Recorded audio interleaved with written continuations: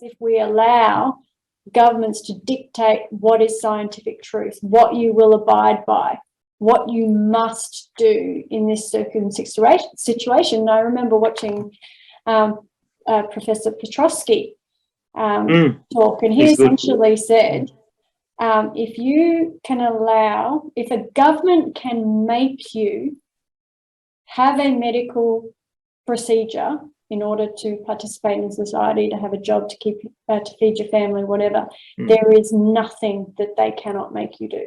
Yeah, it's terrifying. And it doesn't matter if it's 100% safe and 100% effective, which it's neither, but even if it was, then it still wouldn't be right. I mean...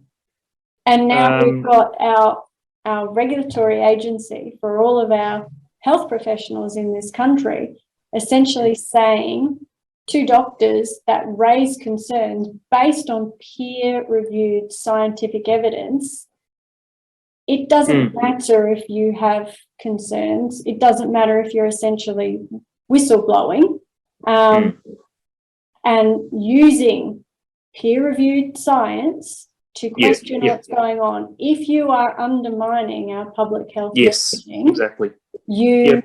There are disciplinary consequences. Yeah, the advice from the Medical Indemnity Protection Society, Medical Indemnity, MIPS, put out a public thing. You've probably seen it, but they put out a public advice to all their members, or saying exactly what you just said, that it doesn't matter if what you say is evidence-based. If it's against the public health orders, you're still fair game. And so what is that saying? That is saying that now doctors and nurses and health providers are,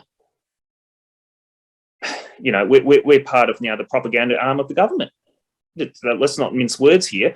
The science is irrelevant. We're here to enforce the government's decrees, whatever those decrees are.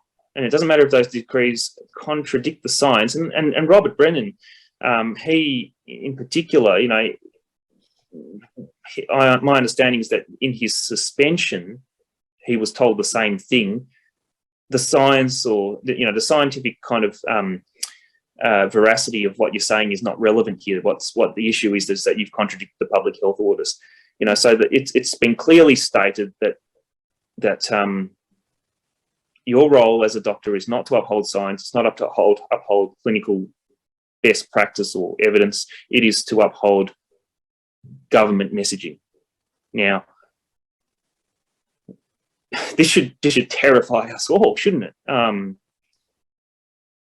It's tragic. Since when? Think of all the times in history when doctors have had that that sort of political role of we're an extension of the government. Those have not been pretty times in history, have they?